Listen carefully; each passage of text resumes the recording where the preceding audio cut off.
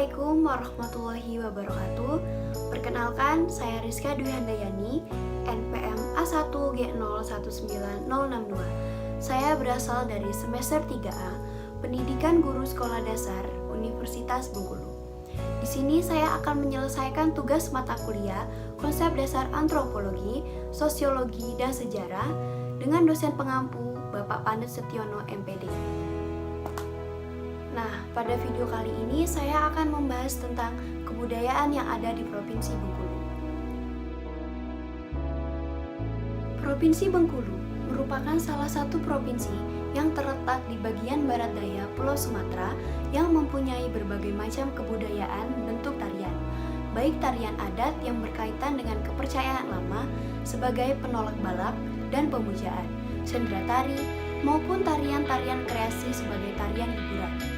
Bengkulu memiliki banyak suku bangsa yang menempatinya, di antaranya suku Serawai, suku Melayu, suku Lembak, suku Muko-Muko, suku Pekal, suku Enggano, dan suku Rejang yang masing-masing suku mempunyai kesenian tradisional sebagai ciri khas dan jati diri mereka sebagai masyarakat pemiliknya.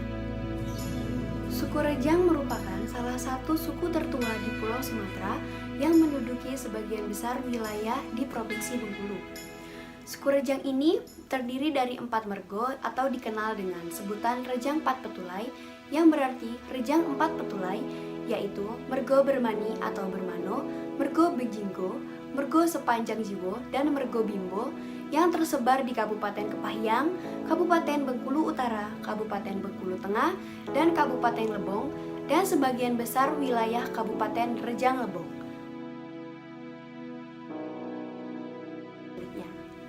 Berikut saya akan menampilkan sedikit cuplikan dari Tari Kejai.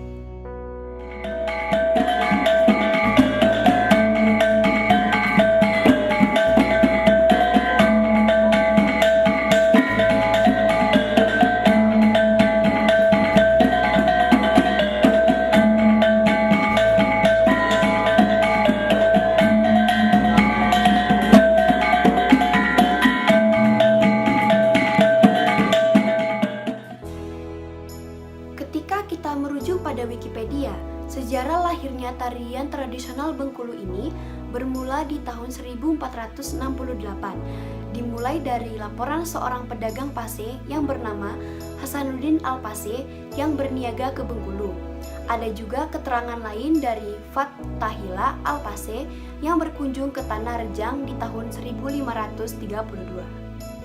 Tari Kejai sudah hadir dalam kehidupan suku Rejang sebelum kedatangan para biku. Pada masa itu, alat musik pengiring yang digunakan untuk mengiringi tari Kejai masih terbuat dari alat instrumen sederhana yang terbuat dari bambu, yaitu bila-bila bambu sebagai kulintang, bambung betung besar berfungsi sebagai gong, dan redap yang diambil dari kulit binatang yang telah dikeringkan, serta bambu khusus untuk kelilu dan serdam. Nah, semenjak para biku dari Majapahit datang ke Tanah Rejang, alat musik berkejai berubah menggunakan alat dari logam seperti yang digunakan saat ini.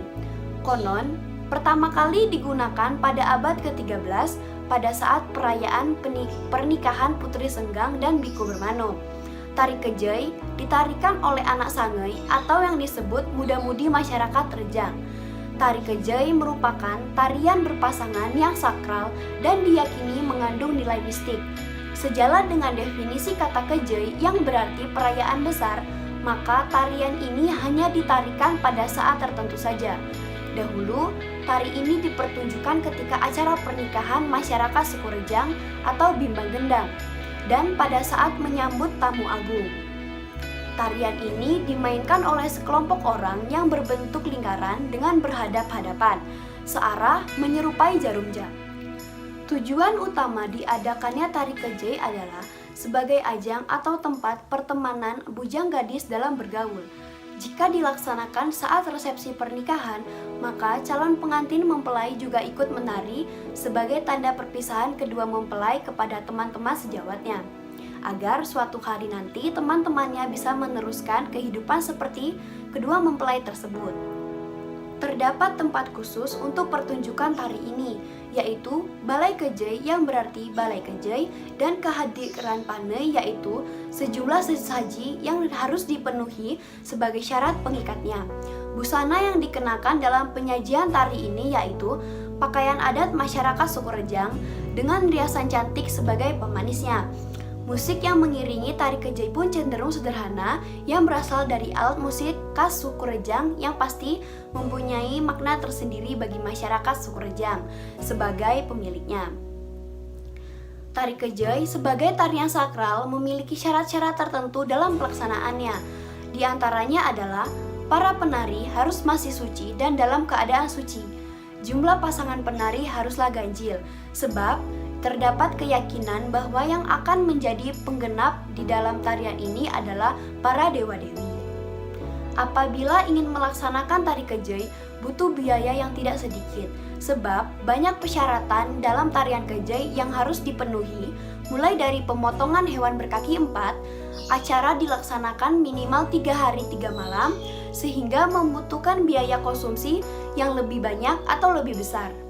Para penari juga harus berasal dari marga yang berbeda, sebab jika satu marga dianggap masih satu keturunan, tujuannya untuk menghindari pernikahan keturunan. Nah, sejalan dengan fungsi tari tersebut sebagai wadah pergaulan antara laki-laki dan perempuan. Selain itu, dalam pelaksanaan tari Kejai, pemilik acara harus membiayai tempat tinggal dan makan untuk para penari dari masing-masing marga. Oleh sebab itu, untuk melakukan tari Kejai ini haruslah memiliki dana yang relatif besar. Seiring perkembangan jalan, tari Kejai dilaksanakan tidak lagi serumit dan tidak lagi dalam jenjang waktu yang lama. Meskipun persyaratan tetap harus dijalankan, namun pelaksanaannya yang sekarang lebih mudah dan lebih singkat. Kejai adalah tarian yang memiliki makna rasa syukur kepada Sang Pencipta dan kepada Sang Leluhur, karena telah memberikan rezeki yang melimpah, kemakmuran, dan bisa hidup rukun dengan berdampingan walaupun berbeda marga, serta tari ini juga sekaligus sebagai ajang pertemuan bujang dan gadis masyarakat Rejang untuk bermain bersama, bahkan ada juga untuk mencari jodoh. Seiring berkembangannya zaman, tari Kejai disajikan selain pada perhelatan besar masyarakat suku Rejang dalam menyambut tamu agung pada kedatangan pertama, tetapi juga disajikan pada ulek besar atau pesta pernikahan maupun khitanan masyarakat suku Rejang. Kejai dilaksanakan dalam acara pernikahan maupun khitanan. Hal ini disebabkan dalam acara pernikahan, tari Kejai dilaksanakan karena masyarakat percaya dengan melaksanakan pesta pernikahan menggunakan tari Kejai adalah bentuk rasa syukur karena telah memberikan rezeki, jodoh, sehingga bisa melaksanakan pernikahan. Perkembangannya hingga saat ini, sekarang tari Kejai dilaksanakan cukup 1 hari dan tuan rumah yang berhajat tidak harus berasal dari masyarakat suku Rejang asli. Untuk penari juga tidak harus berasal dari marga yang berbeda. Siapapun bisa terlibat dalam melaksanakan tari Kejai walaupun tidak berasal dari Rejang asli, asalkan muda-mudi tersebut mampu menarikan tari Kejai.